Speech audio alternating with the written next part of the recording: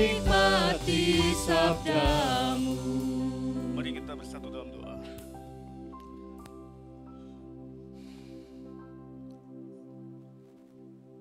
Seperti pujian yang boleh kami naikkan di hadapan Tuhan. Kami telah menyiapkan hati kami untuk diberkati oleh sabdamu. Kami telah menyiapkan pikiran kami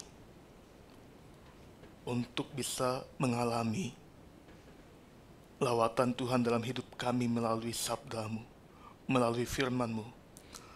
Biarlah Tuhan menolong tiap-tiap kami di tempat ini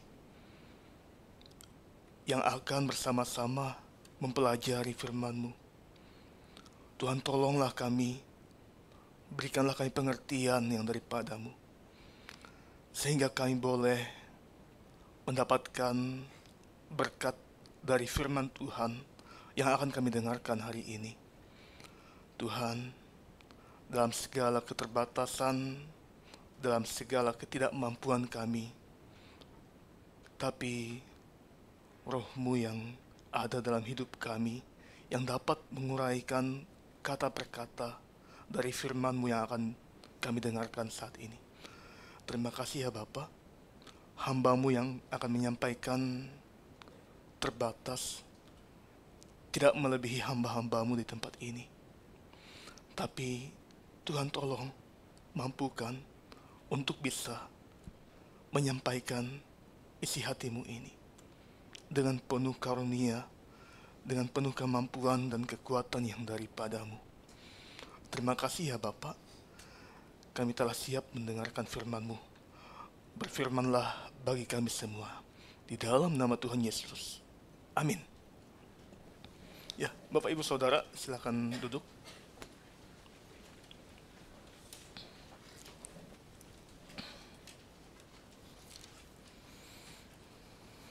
Oke. Ya, shalom semua. Gimana Bapak Ibu? Baik semua? Gimana liburannya di tahun baru? Yang pulang udah datang ya? Udah kembali ya? Jangan sampai nggak pulang-pulang. Ya, Bapak Ibu Saudara yang saya kasih dalam Tuhan Yesus, saat ini kita akan merenungkan satu bagian firman Tuhan yang terambil di dalam kitab Filipi, pasal yang ketiga, ayat 13 sampai ayat 14. Mari kita membuka bersama-sama bagian ini. Filipi pasal 3 ayat 13 dan 14. Saya akan membacakan untuk kita semua. Bapak Ibu boleh menyimak dengan baik. Ayat 13 mengatakan, "Saudara-saudara, aku sendiri tidak menganggap bahwa aku telah menangkapnya. Tetapi ini yang kulakukan, aku melupakan apa yang telah di belakangku dan mengarahkan diri kepada apa yang di hadapanku. Dan berlari-lari kepada tujuan untuk memperoleh hadiah, yaitu panggilan surgawi dari Allah dalam Kristus Yesus." Selamat tahun baru buat kita semua. Nggak terasa ya, sudah 14 hari kita masuk di tahun 2024. Kalau di Indonesia, tahun 2024 adalah tahun apa? Politik ya. Tinggal 1 bulan lagi kita sebagai orang percaya atau sebagai warga negara yang baik akan bertanggung jawab untuk memilih calon pemimpin, siapa yang akan kita pilih. Saya tidak sedang berpolitik, tetapi izinkan saya untuk mengingatkan kita sekalian. Siapapun pilihan kita, jangan sampai karena beda pilihan membuat kita akhirnya saling bermusuhan, saling membenci satu dengan yang lain, tidak saling sapa, dan lain sebagainya. Karena banyak kasus Bapak Ibu. Ketika masuk tahun politik, teman gereja aja bisa jadi musuh. Ya kan? Jangan sampai ini terjadi ya. Dalam keluarga aja tidak saling menyapa. Wah, ini bahaya sekali. Celaka katanya. Nah, di tahun 2024 atau di masa peralihan ini, dari tahun 2023 ke tahun 2024, mungkin saja banyak di antara kita yang menjadikan masa atau waktu peralihan ini sebagai harapan-harapan baru. Selama setahun di tahun 2023 mungkin kita didera oleh banyak penderitaan, didera oleh banyak persoalan, sakit penyakit, maupun sebaliknya, kebahagiaan, kesenangan, kemakmuran, dan kenyamanan. Di antara kita semua, tidak ada yang mengetahui apa yang akan terjadi di tahun 2024 ini. Baru-baru aja, tanggal 1 Januari, daerah Ishikawa ya, digoncang gempa. Nah, jadi kita nggak tahu apa yang akan terjadi ke depan, Bapak Ibu, di tahun 2024 ini. Nah,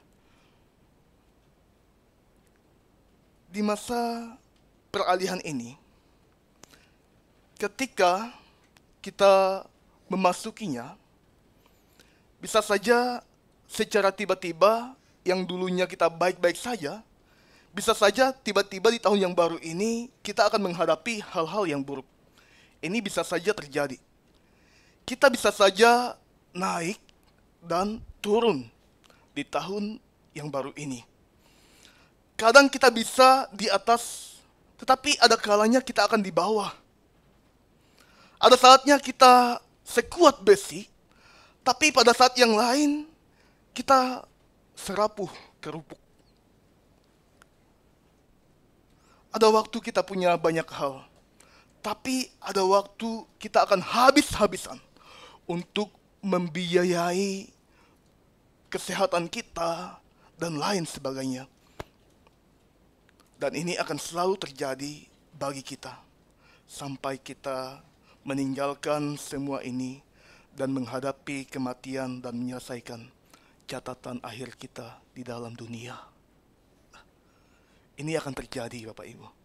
Dan kita nggak tahu ke depan apa yang akan terjadi. Maka satu tema yang akan kita renungkan bersama-sama pada bagian ini. Nggak bisa ya.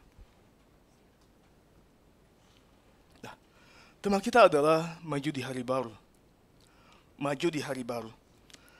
Filipi 3 ayat 13, 14 ini adalah ayat yang cukup sering kita dengar ketika kita memasuki tahun baru. Atau telah sering kita baca. Atau ini menjadi ayat andalan bagi Bapak Ibu Saudara. Aku melupakan apa yang di belakangku dan mengarahkan diri kepada apa yang di hadapanku. Untuk tahun baru kata-kata ini sangat baik, bukan? Kita melupakan tahun 2023, tahun yang kita lalui, dan seharusnya kita melihat dan mengarahkan diri di depan ketika kita memasuki tahun yang baru, di tahun 2024 ini.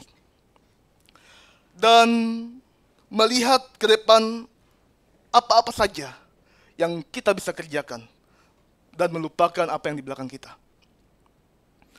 Bukankah kata-kata ini biasanya menjadi kata-kata andalan juga bagi yang baru putus sama pasangannya atau sama pacarnya? Wah, sudah lupakan sajalah mantan itu katanya. Cari saja pacar yang baru yang ada di hadapan kita katanya. Yang baru-baru datang di tempat ini gitu.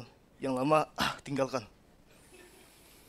Bapak Ibu Saudara, yang menjadi pertanyaan kita, apakah memang teks ini mengarahkan kita untuk melupakan masa lalu kita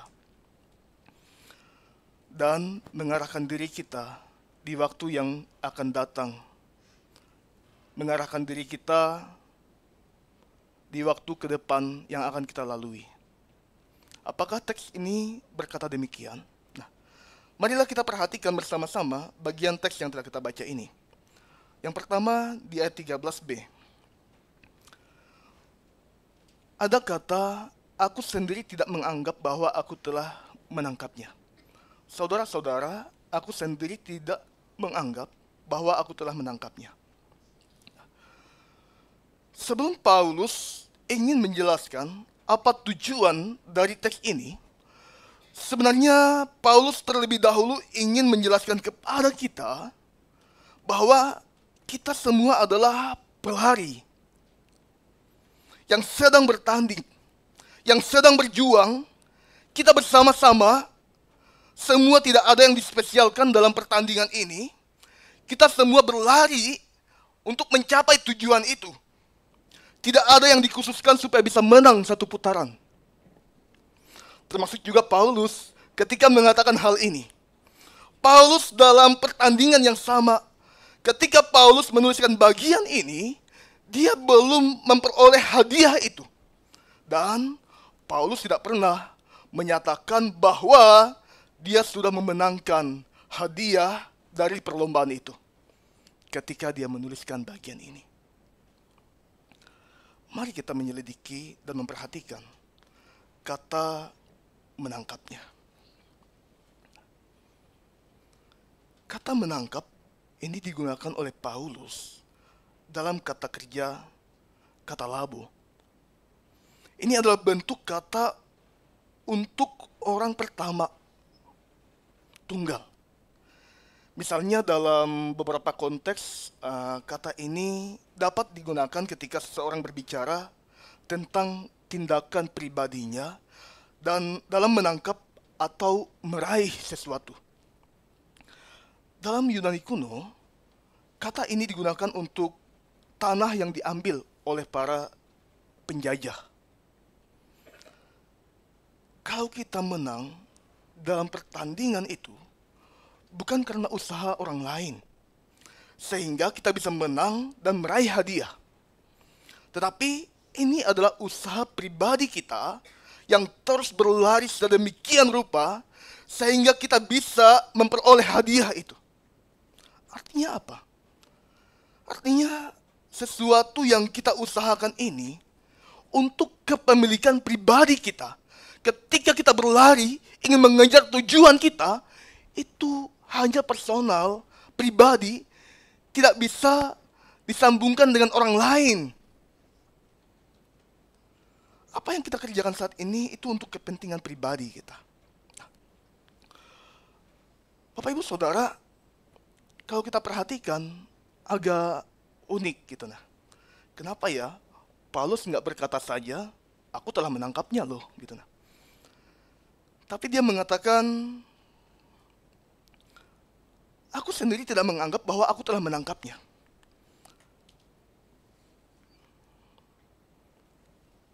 Mengapa Paulus tidak mengatakan aku telah menangkapnya?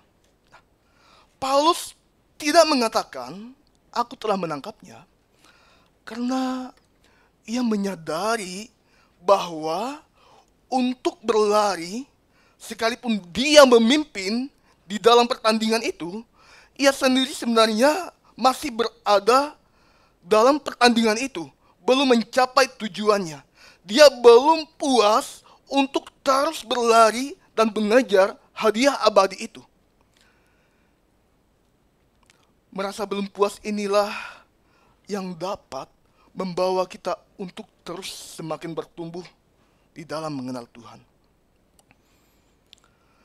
Kita harus memiliki kehausan rohani dan ingin terus berlari dan berlari.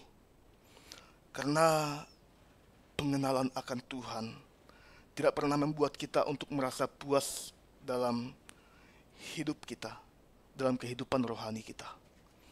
Paulus menyadari hal ini. Kenapa dia tidak mengatakan, aku telah menangkapnya? Karena ia masih ingin terus mengalami Tuhan lebih dalam lagi dalam hidupnya. Jikalau kita sudah merasa puas, ini adalah titik berbahaya kita. Jika saat ini kita sudah merasa puas dalam kehidupan rohani kita, ini adalah titik berbahaya kita. Sekalipun kita memimpin saat ini dalam pertandingan, tetapi karena kita berhenti, kita akan mudah dilewati. Bahkan jika hal ini lama dan dibiarkan, kita akan berhenti selama-lamanya. Dan kita tidak akan memperoleh hadiah itu. Dan kita akan terbuai oleh semua keinginan-keinginan kita. Maka kita berhenti dalam pertandingan itu. Sebenarnya apa yang sudah diraih, apa yang menjadi top record kita di tahun-tahun yang sudah berlalu, mungkin kita berhasil menjadi content creator. Sehingga ada banyak pengikut kita anggap ini sebagai keberhasilan dan capaian terbaik kita. Mungkin dalam usaha, kita diangkat dan kita berhasil. Dan kita merasakan ini sebagai capaian terakhir dan kita bahagia sekali mendapatkan hal ini. Bapak Ibu Saudara, kita ingatlah, keberhasilan-keberhasilan yang demikian hanya keberhasilan sementara saja. Hal-hal tersebut bukanlah hadiah permanen yang harus kita kejar dan raih sebagai seorang pelari itu. Capaian-capaian dan keberhasilan di dunia ini terkadang membuat kita berhenti, terkadang membuat kita meninggalkan Tuhan. Kita terbuai dengan capaian-capaian semua yang ada di dunia ini. Sehingga kita melupakan Tuhan dan kita berhenti di titik itu. Dan kita meninggalkan Tuhan. Capaian-capaian yang sudah kita miliki akhirnya membuat kita puas. Dan kita berhenti dalam pertandingan itu. Kita mulai berpaling dan tidak lagi peduli dengan pertandingan ini. Tapi kita lebih mempedulikan capaian yang sifatnya sementara ini. Ini cukup berat jika kita kaitkan dalam konteks kita sebagai pekerja di tempat ini. Apalagi banyak tuntutan dari perusahaan, maka kita lebih memprioritaskan diri kita kepada hal-hal yang bersifat sementara itu. Dan kita mengabaikan Tuhan. Paulus mengatakan sebaliknya, aku sendiri tidak menganggap bahwa aku telah menangkapnya. Paulus mengatakan ini agar jemaat Filipi jangan memperoleh kesan bahwa dirinya sudah mencapai garis akhir itu, garis finish itu. Tetapi dia masih dalam pertandingan itu. Paulus dengan hati-hati Bapak Ibu, ketika menjelaskan hal ini, jangan sampai ketika menjelaskan hal ini, dia dianggap sebagai seorang pelayan yang sombong ketika menganggap dirinya telah memenangkan perlombaan ini. Maka cukup dilematis bagi Paulus. Ketika dia akan mengatakan, aku telah menangkapnya, ini juga sebenarnya dilema. Atau ketika dia mengatakan, bahwa aku sendiri tidak menganggap bahwa aku telah menangkapnya, ini juga dilema baginya. Karena ada banyak asumsi dari jemaat Filipi ketika dia mengatakan hal ini. Maka dia perlu hati-hati ketika menjelaskan hal ini. Nah, apa ya maksud Paulus ketika mengatakan hal ini? Nah, agar kita bisa lebih jelas melihat apa maksud Paulus pada bagian ini, maka bagian ini tidak mungkin kita lepaskan dari ayat-ayat sebelumnya Bapak Ibu. Mari kita baca bersama-sama di ayat 12. Ayat 12 mengatakan, ayo kita baca sama-sama, 3, 2, 1.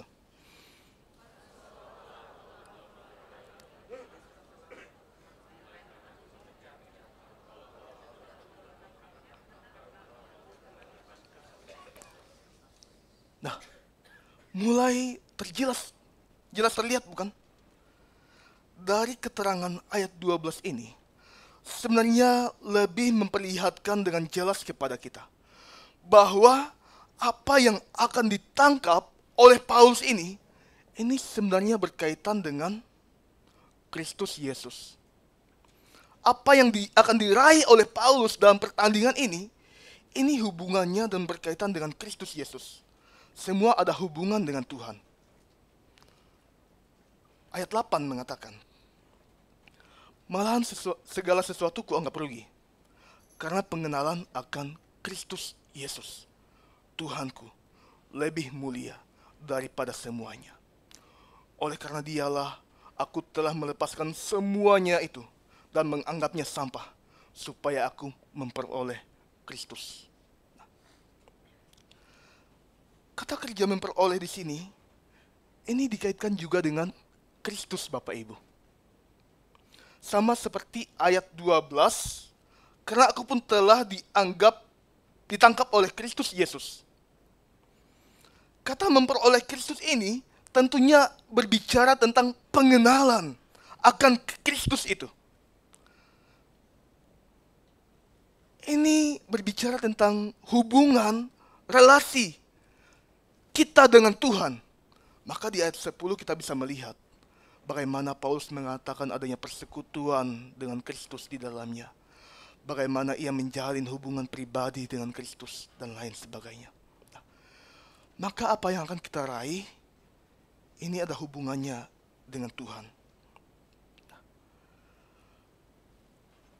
Maka apa yang akan ditangkap dan apa yang akan diraih, ini ada hubungannya dengan pengenalan Kristus di dalam diri kita. Kalau kita lihat top record Paulus selama hidup sebagai seorang Yahudi yang taat, sebagai seorang yang belum mengenal Kristus, sebenarnya ada banyak sekali yang dapat ia banggakan, ada banyak sekali yang dapat ia sombongkan, Bapak Ibu. Dan Paulus menuliskan semua top recordnya sebelum mengalami pengenalan dengan Tuhan. Dia sampaikan di ayat-ayat sebelumnya. Kita bisa lihat di ayat 4, ayat 5, ayat 6. Nah, di sini Paulus mengatakan, apa-apa saja yang menjadi kelebihannya sebelum dia mengenal Tuhan. Sekalipun aku juga ada alasan untuk menaruh percaya pada hal-hal lahiriah.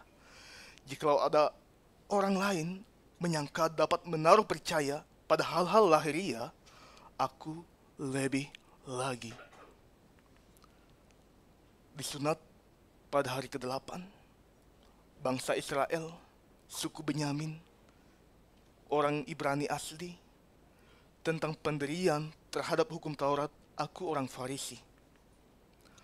Tentang jemaat, tentang kegiatan, aku penganiaya jemaat. Tentang kebenaran dalam mentaati hukum Taurat, aku tidak bercacat. Ini adalah top record Paulus sebelum dia mengenal Tuhan. Ini sebenarnya bisa menjadi suatu kebanggaannya ketika dia mengatakan hal ini. Ini bisa menjadi satu celah juga untuk dia bisa sombong sebenarnya dalam segala hal.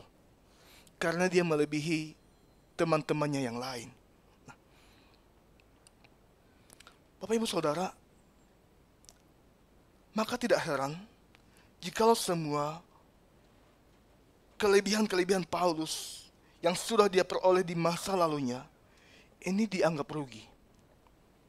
Sudah dianggap sebagai sampah.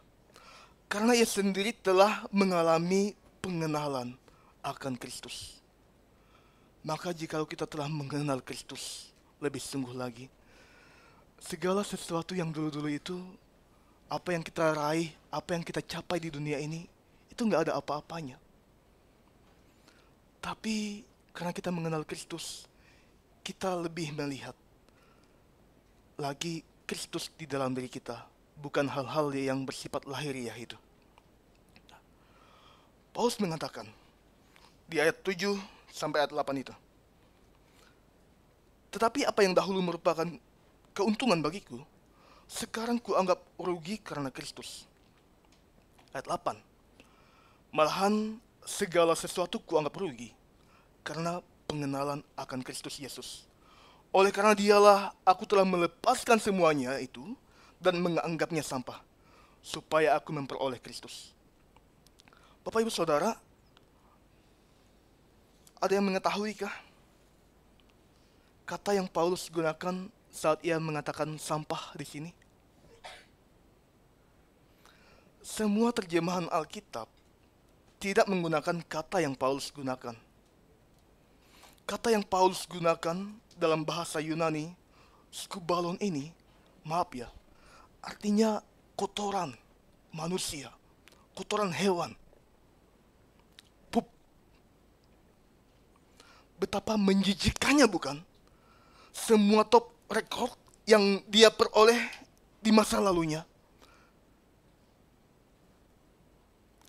sebenarnya akan menjadi percuma. Semua perolehan dan capaian kita selama ini. Percuma apa yang sudah kita dapatkan selama ini. Akan menjadi percuma semua gelar, pendidikan, jabatan tertinggi kita saat ini, jikalau kita belum pernah memperoleh Kristus di dalam diri kita. Jikalau kita belum pernah mengalami pengenalan Kristus di dalam diri kita dan di dalam hidup kita, semua akan percuma dan sia-sia saja. Semuanya itu hanya sampah belaka yang menjijikkan dan tiada arti. Tapi apakah kita menyadari apa yang kita miliki saat ini tidak akan menjadi sesuatu yang percuma, tidak akan menjadi sesuatu sampah yang menjijikkan apabila kita melakukannya karena pengenalan akan Kristus di dalam diri kita. Bapak Ibu Saudara, Paulus menyadari betul hal ini. Karena pengenalannya akan Kristuslah, maka ada fitnahan yang ia dapatkan dari musuh-musuhnya. Jikalau ayat 1b, ayat 2, ayat 3, di situ ada guru-guru palsu, ada pelayan-pelayan yang jahat selama melayani. Paulus dapat menjawab dengan penuh ramah ketika dia difitnah. Apabila ia dikatakan sampah atau kotoran dari segala sesuatu, karena pengenalannya akan Kristus telah teruji, maka semua itu baginya sangat berharga sekali. Kita bisa membaca di dalam 1 Korintus 4 ayat 13. Mari kita baca sama-sama ayat ini. 3, 2, 1.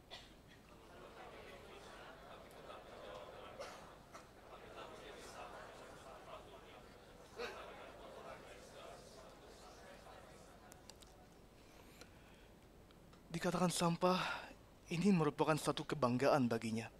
Karena dia telah mengalami Kristus di dalam dirinya. Dia telah mengalami pengenalan akan Kristus di dalam dirinya.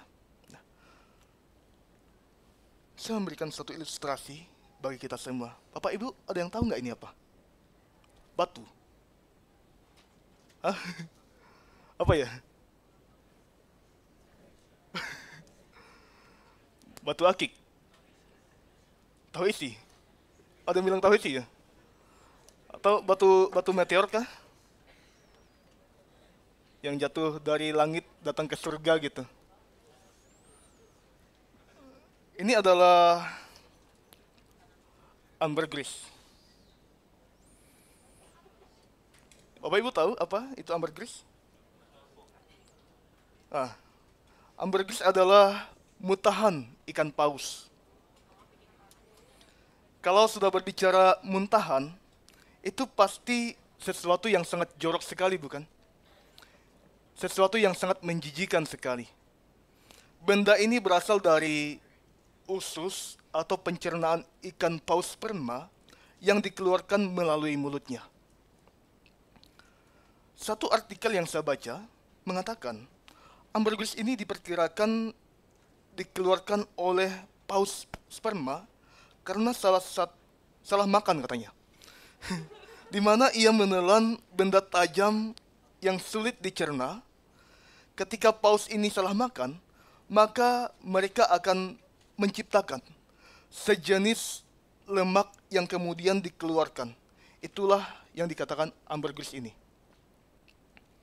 Saat keluar dari tubuh paus, ini memiliki bau yang sangat busuk sekali, layaknya seperti kotoran. Kalau pernah cium kotoran, itu bau. Akan tetapi, Kalau sudah lama bau, dia akan mulai hilang bau itu. Karena ada faktor matahari, ada faktor udara, air laut, dan dia akan berubah menjadi wangi. Bapak Ibu Saudara, para nelayan kalau mendapatkan benda ini merupakan sesuatu yang berharga sekali bagi mereka. Karena benda ini akan mereka jual dan ini menjadi salah satu bahan untuk membuat parfum termahal di dunia.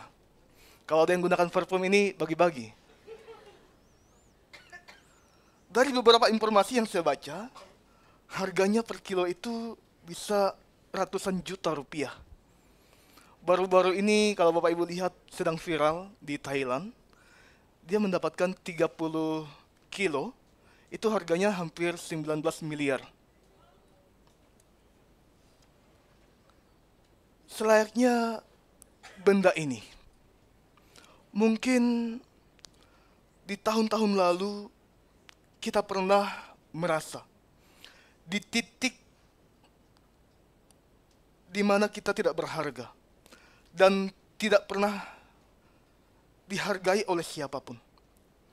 Mungkin pernah salah memilih pergaulan, akhirnya jatuh dalam hubungan seks dan berzina, dan merasa diri kita telah tercemar oleh dosa yang sangat serius ini, dosa yang sangat menjijikkan dan kotor ini. Berkali-kali kita ingin bangkit, berkali-kali kita ingin maju berdiri, tapi kita terus jatuh dan jatuh. Bapak Ibu Saudara, mulai hari ini, sadarilah hal ini. Ketika engkau telah mengenal Yesus dengan benar, ketika engkau telah ditangkap seperti halnya tangan nelayan yang menangkap benda yang jorok dan berbau ini, engkau sangat berharga di hadapannya. Sekalipun di hadapan sesamamu, engkau dikatakan sampah yang tidak ada artinya. Tapi di hadapan Tuhan, kita berharga. Kita akan dihargai dengan harga yang tidak terbatas, melebihi benda ini. Kristus adalah personifikasi, kasih dan pengampunan. Melalui kematiannya di salib, dia membayar dosa-dosa kita sehingga kita dapat hidup dengannya. Marilah kita merenungkan betapa besar kasihnya bagi kita semua. Maka kenalilah dia dan terus kenali dia sampai akhir kita menyelesaikan pertandingan dan bersama dengannya. Bapak Ibu Saudara, biarlah aplikasi pertama ini boleh memberikan kita kekuatan dan keteguhan. Dan yang kedua, yang bisa kita lihat ayat 14. Mari kita perhatikan ayat 14. Dan kita bisa memperhatikan ada kata berlari-lari. Bapak Ibu Saudara, seorang tidak mungkin mendapatkan hadiah jika dia tidak berlomba dengan sungguh-sungguh. Demikian pula ketika kita akan bertumbuh di dalam Tuhan, tapi kita nggak sungguh-sungguh mencari dia, maka kita tidak bisa bertumbuh dengan baik. Kita bisa menyelidiki dari kata berlari-lari ini. Nah, kata berlari-lari di sini dalam kata kerja dioko. Ini juga tertulis di ayat 12 dengan kata mengejar. Ada beberapa kata yang digunakan dalam Alkitab mengenai kata dioko ini.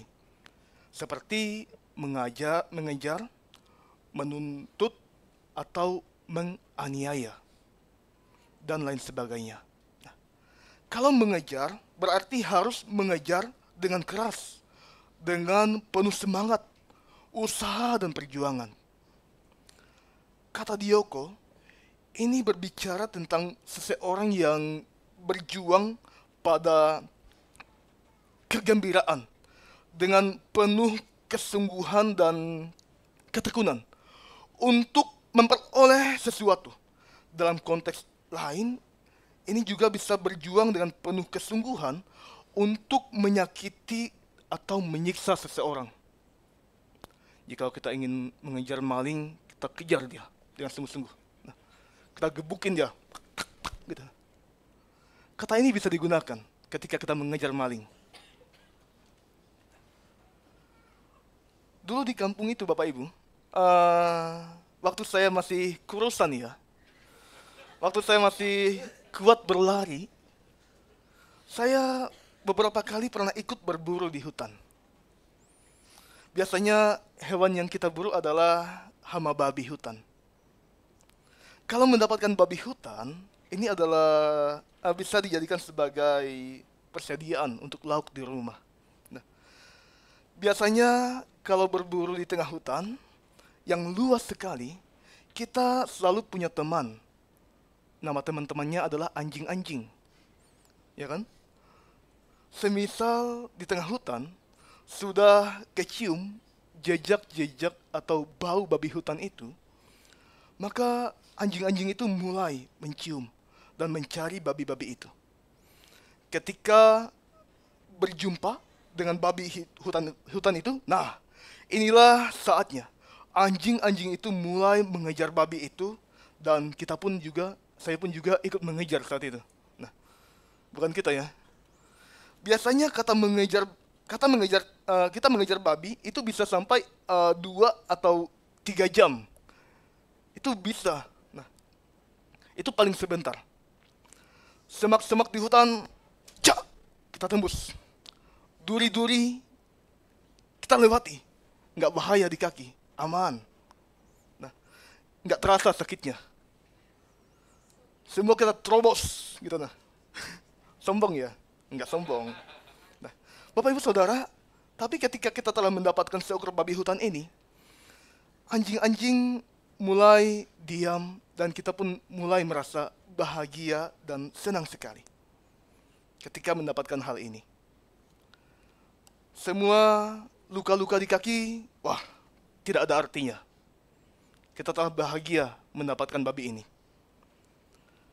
Dan kita bisa membawa lauk untuk di rumah dan kita juga bisa jual untuk orang lain. Nah, kata Dioko dapat digambarkan seperti seekor anjing yang sedang berburu habis-habisan dengan sekuat tenaganya dan kemampuannya untuk mengejar targetnya dengan upaya mencapai tujuan itu. Untuk maju di hari-hari yang baru, di hari-hari yang akan kita lewati, hari demi hari yang kita lalui, kita perlu berusaha sekeras mungkin untuk lebih maju. Tidak sedikit di antara kita yang berhenti karena menjadikan kelemahan di dalam diri kita ini sebagai alasan untuk tidak maju. Kita tetap tampil seadanya katanya. Kita tetap biasa-biasa saja dan menuntut orang lain untuk menerima kita dengan apa adanya. Bapak Ibu Saudara, ada banyak di antara kita yang tidak mau melayani karena alasan-alasan tidak berani tampil di depan. Kalau berbicara di depan katanya grogi. Setelah itu kalau berhadapan dengan jemaat katanya keringat dingin. Ini menjadi halangan-halangan kita biasa untuk melayani Tuhan. Nah, Bapak Ibu Saudara, Paulus dengan sangat tegas mempersoalkan hal ini. Ini dapat terlihat ketika dia mengatakan pada ayat 6.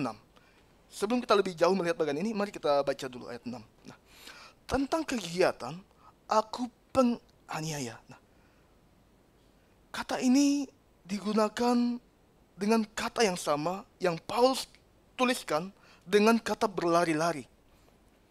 Kata Dioko ini. Paulus saat itu memang dengan semangatnya untuk menyiksa orang-orang Kristen. Paulus dengan berkobar-kobar melakukan penganiayaan ini. Bahkan dia membunuh jemaat-jemaat Tuhan, ini merupakan sesuatu kebahagiaan baginya ketika dia membunuh murid-murid Tuhan. Dan inilah yang Paulus lakukan, dan inilah yang juga tertulis di ayat yang ke-6 mengenai kata penganiaya. Aku penganiaya jemaat. Bapak Ibu Saudara, ketika dia mengenal Kristus, dia tetap memiliki semangat yang sama. Semangatnya tidak pernah berubah. Seolah-olah di dalam dirinya ada api yang terus menyala dan sangat besar sekali, sehingga dia sulit untuk melepaskan semua itu, karena semua hanya berasal dari Roh Tuhan saja.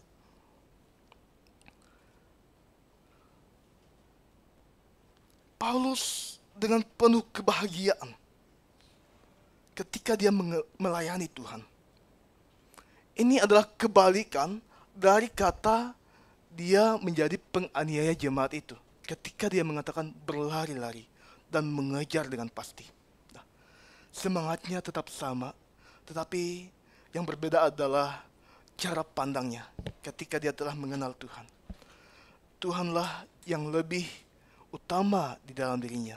Maka tidak heran jika dia banyak mengalami penderitaan, aniaya, ancaman. Karena dia telah meraih dan dia ingin mengejar hadiah yang dari Tuhan ini. Nah, sekalipun dia memiliki masa lalu yang buruk, ada banyak rekam jejak yang bisa dijadikan kelemahan. Ada banyak hal-hal yang bisa dijadikan sebagai kelemahannya. Ya, seperti 3 capres Indonesia lah ya. Rekam jejak masa lalunya itu biasa dicari-cari dan dijadikan sebagai kelemahan untuk saling menyerang, bukan? Nah, untuk Paulus, masa lalu itu tidak dapat menghambatnya untuk terus maju. Di hari-harinya, dia tetap melayani Tuhan dengan semangat dan kebahagiaan. Sekali ada masa lalu yang sangat kelam sekali. Bapak Ibu Saudara, bagaimana ya dengan kita? Yang sudah terbiasa mungkin tampil, yang mungkin punya suara baik, yang mungkin bisa bermain musik, yang bisa di bidang IT dan lain sebagainya. Mungkin di tahun yang lalu kita masih 4D, datang, duduk, diam, dengar, dan setelah itu pulang. Nah, kita berharap Bapak Ibu, di tahun yang baru ini, kita hilangkan 1D-nya. Kita datang, duduk, diam, kita ubah menjadi melayani di tempat ini. Ini adalah satu bagian di mana kita mulai melangkah untuk maju di dalam Tuhan melalui pelayanan yang Dia percayakan bagi kita sekalian. Mungkin jika mengatakan, saya nggak bisa semuanya Pak, karena terlalu sulit.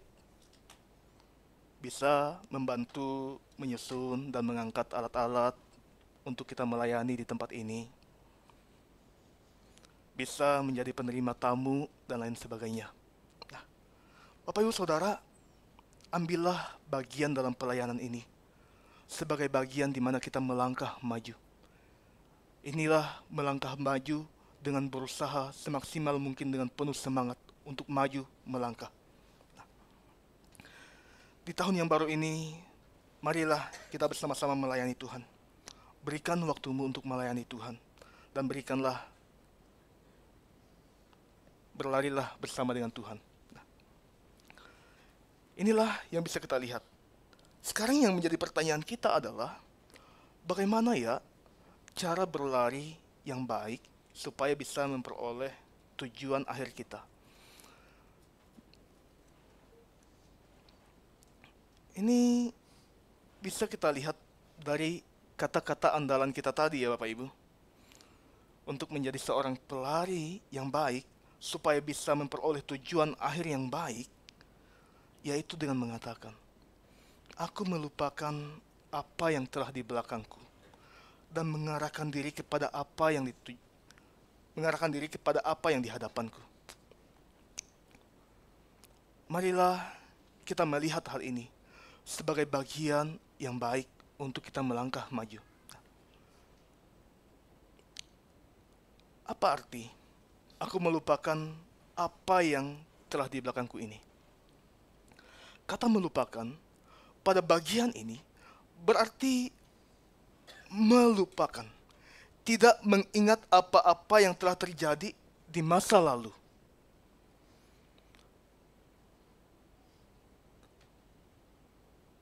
Tentu saja tidak salah untuk kita mengingat masa-masa yang sudah berlalu, masa-masa pahit, manis, asinnya kehidupan kita, itu nggak masalah jika kita ingat. Dan ini tidak menjadi persoalan untuk kita mengingat apa yang telah terjadi. Kalau kita mengingat mantan, ya ingat saja hal-hal yang baik yang pernah ia berikan untuk kita. Tetapi yang menjadi masalahnya adalah ketika kita mengingat mantan, membuat kita bersedih, membuat kita tidak mau maju, membuat kita menyimpan kebencian dan sakit hati. Ini yang menjadi masalah jikalau kita mengingat masa lalu kita. Untuk mengingat mah nggak masalah. Paulus sendiri ketika mengatakan, aku melupakan apa yang telah di belakangku. Tetapi pada saat yang sama, dia juga menyampaikan dan dia mengingat kembali atas apa yang telah terjadi di masa lalunya. Maka kata melupakan di sini artinya jangan sampai masa lalu kita membuat kita akhirnya jauh dengan Tuhan. Jangan sampai masa lalu kita akhirnya membuat kita angkuh, membuat kita akhirnya tidak berpegang pada perintah Tuhan dan berbalik kepada masa lalu yang kita nikmati selama ini.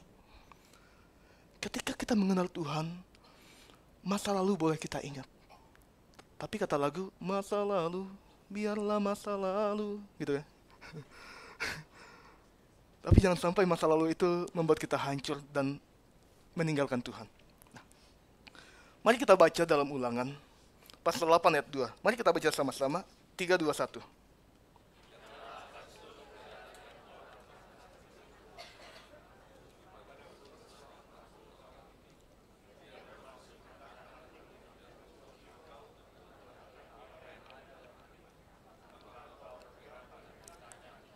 Nah, ini dalam terjemahan baru 2, Ulangan 8 ayat yang kedua.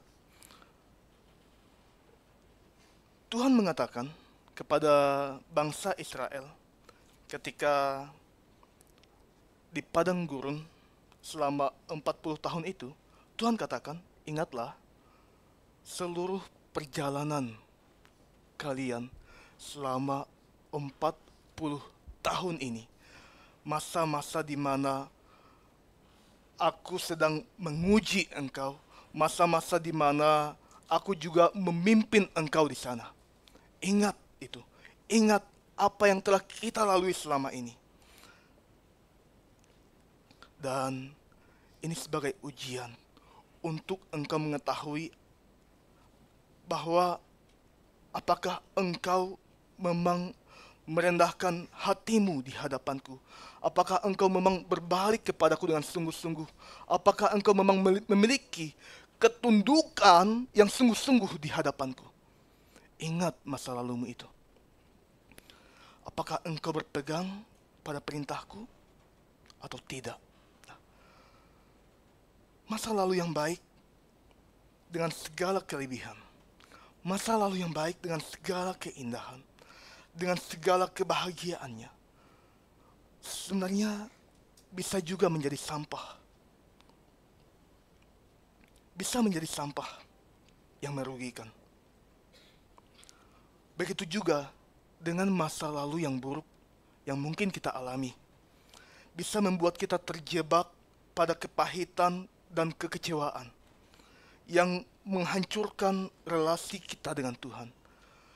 Maka Bapak Ibu Saudara, ketika kita ingin mengingat apa yang telah terjadi dalam hidup kita di waktu-waktu yang lalu, ingatlah itu sebagai bagian untuk kita terus mengenal Tuhan dan berpegang kepadanya dan terus mengikutinya sepanjang waktu dan kehidupan kita. Nah, setelah itu yang kedua, mengarahkan diri apa yang di hadapanku. Penting bagi kita sebagai jemaat Tuhan untuk selalu melihat dan mengarahkan diri kita pada hal-hal ke depan dan tetap berpegang pada Tuhan dan terus dengan semangat berlari untuk melakukan apapun agar kita sampai kepada tujuan. Dalam 1 Korintus 9 ayat 24 mengatakan, "Tidak tahukah kamu bahwa dalam gelanggang pertandingan semua peserta turut berlari, tetapi bahwa hanya satu orang saja yang mendapat hadiah. Karena itu larilah begitu rupa sehingga kamu memperolehnya." Nah, Bapak Ibu Saudara, ini bagian di mana kita diminta selalu untuk terus melihat ke depan dengan tujuan yang pasti, dengan tujuan yang sangat jelas sekali, yaitu mengejar hadiah yang tertulis di ayat yang ke-14 ini, yaitu untuk memperoleh hadiah, yaitu panggilan surgawi dari Allah dalam Kristus Yesus. Tujuan kita adalah untuk memperoleh panggilan surgawi itu. Paulus menunjukkan tekad yang kuat pada bagian ini untuk mencapai tujuan hidupnya. Ini bukan sekedar keinginan, tetapi sebuah keputusan yang mendalam untuk mengejar apa yang dianggapnya sebagai panggilan dari Allah itu. Ambillah keputusan terlebih dahulu sebelum melangkah. Ambillah komitmen terlebih dahulu untuk terus dan berada dalam panggilan Allah. Tujuan hidup Paulus tidak hanya keberhasilan materi atau popularitas saja, tetapi ada tujuan hidup yang lebih besar daripada materi dan popularitas selama dia hidup, yaitu hadiah dari Kristus Yesus itu. Hadiah yang akan kita peroleh ketika kita bisa mencapai garis akhir itu. Dan ini berbicara tentang masa depan, berbicara tentang akhir hidup kita di dalam dunia ini. Bapak Ibu Saudara, marilah kita terus maju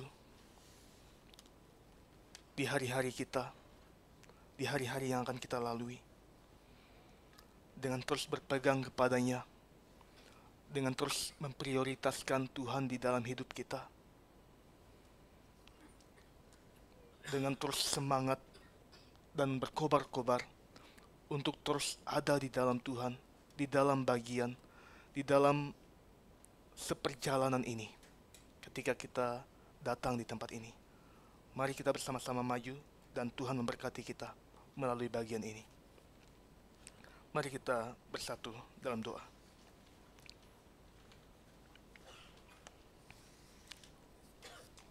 Bapa kami di dalam surga, kami berterima kasih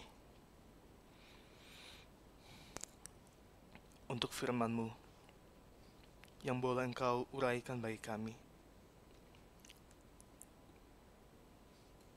Biarlah di waktu-waktu mendatang, di hari-hari baru yang akan kami lalui dan lewati,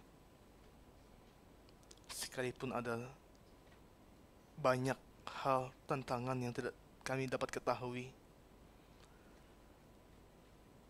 ke depan apa yang akan terjadi, ajarilah kami terus untuk bisa berharap dan berpegang kepada Tuhan dengan meninggalkan semua hal-hal hadiah yang bersifat sementara, dan ingatkanlah kami ada hadiah abadi yang Tuhan sediakan ketika kami berharap kepadamu, ketika kami berpegang kepadamu, ketika kami menyadari dalam hidup kami bahwa Tuhanlah yang lebih utama dan lebih prioritas dalam hidup kami. Tuhan, pimpin kami, dan tolonglah kami, ajarilah kami selalu. Hamba-Mu telah berhenti berkata-kata, tapi biarlah Engkau boleh menguraikan kembali bagian ini kepada kami semua. Terima kasih ya Tuhan. Saat ini kami menaikkan doa syafaat kami. Kami menyerahkan untuk jemaat kami yang boleh Tuhan tambahkan usianya 1 tahun di 1 minggu ini. Ada saudari Yuni, saudari Devi, Ibu Flora, saudara Dani, saudara Denis, dan semua jemaat kami yang boleh Tuhan tambahkan 1 usia. Tuhan tolonglah mereka dalam segala aspek kehidupan, baik sebagai pekerja, pendidik, maupun sebagai perawat dan lain sebagainya. Tuhan tolonglah semua jemaat kami yang boleh Tuhan tambahkan. Biarlah dengan bertambahnya 1 usia, yang utama adalah mereka semakin hari dan terus semakin hari semakin mengenal Tuhan. Dan mereka juga semakin bertumbuh di dalam Tuhan. Dan Tuhan boleh menolong dan mampukan anak-anak-Mu ini. Kami mendoakan untuk jemaat kami yang masih sakit. Ada Bapak Agustinus Chandra.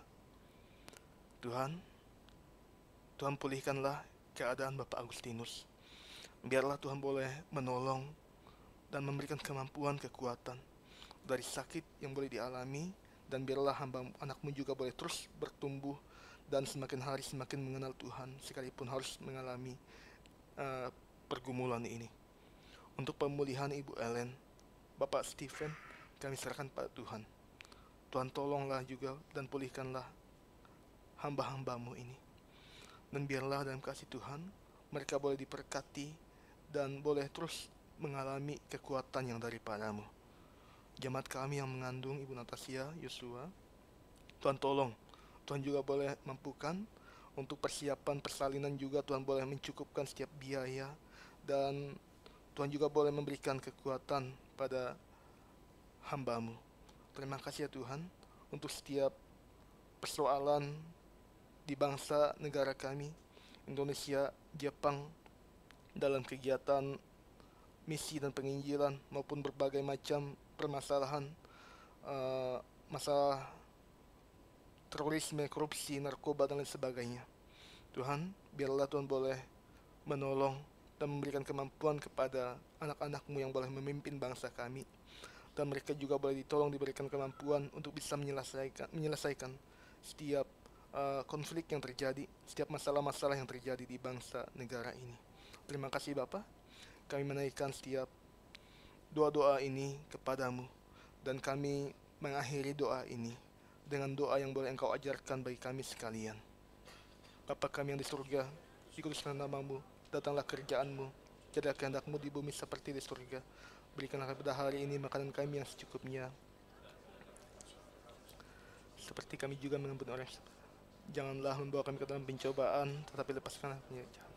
Karena Engkau yang punya kerajaan dan kuasa dan kemuliaan sampai selama-lamanya.